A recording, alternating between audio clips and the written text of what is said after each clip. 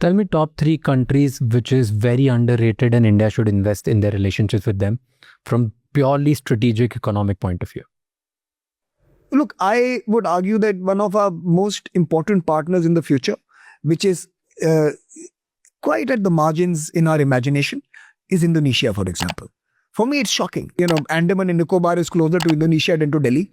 It's true that, it's literally a maritime neighbor.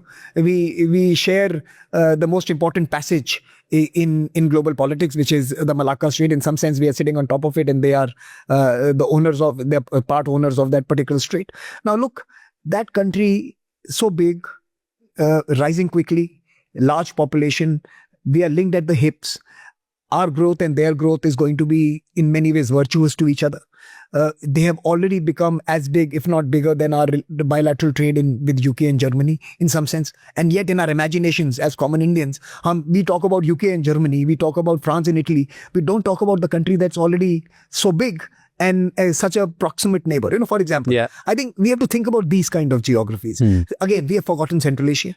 Now it's since you mentioned 3, so one is Indonesia. Is clearly ASEAN and Indonesia stands out. The second is obviously, I would say, Central Asia, which I think is absolutely barren and virgin tract as far Which as specific country in Central Asia? No, look, let's take 2 of them, right? Let's take the 2 big ones. For example, the smaller ones we have engaged with because they were tactically important for us, for Afghanistan and others. But I'm now talking about from a comprehensive engagement. So, clearly Astana and, Almaty, Astana in Kazakhstan and Uzbekistan, huge. Look, Uzbekistan is a resource-rich country. You want gold? They have gold. You want rare earth? They have rare earth. You want metals? They have metals. You want all sorts of resources and inputs? They have that. My point is that the lesson from the China and even the more recent, the older Japanese growth stories have been that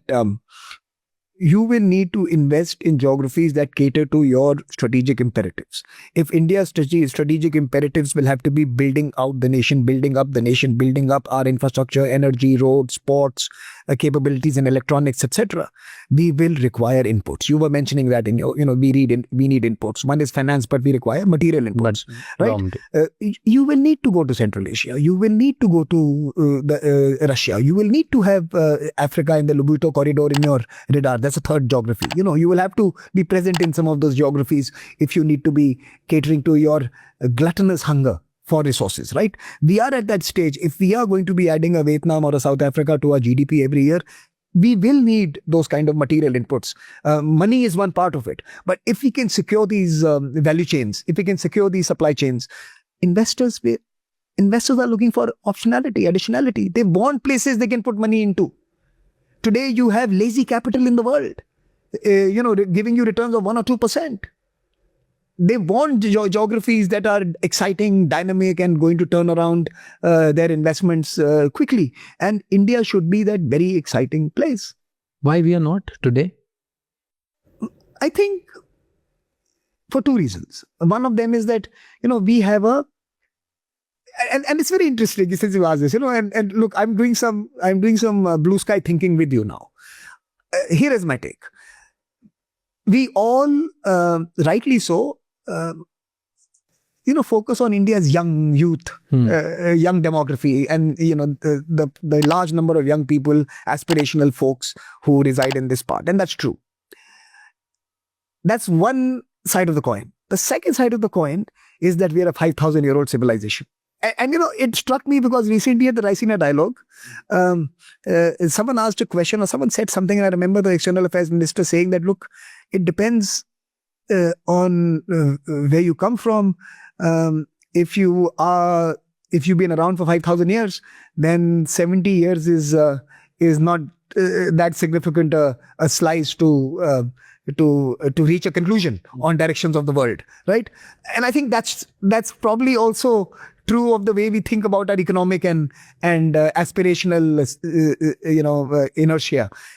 And I think that's the word. We have civilizational inertia on the one end of the coin, and we have a youth and aspirational demography on the other side of the coin. And India is caught between these two urges. A young India that wants much more. And by the way, it's true. You walk in the street, and I'll tell you what, no matter the fact that we may not have been able to give too many things to too many people, and although we have progressed significantly, much to do, you still see most Indians with a conviction that tomorrow will be better than yesterday.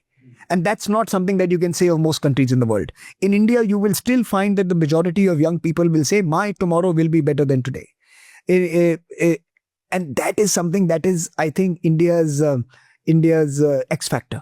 The fact that most of them believe that tomorrow is theirs to seize. And I think that's what holds them back is sometimes the grandness of our civilizational imprint.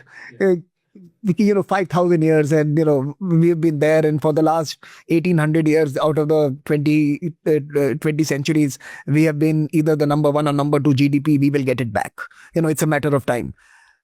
And I think that kind of mellows the enthusiasm that the youth display. So I think we have to animate the young, and we have to forget our civilizational grandness on the other hand. For the next 50 years, we have to forget about the last 5,000 years and think about the next 50.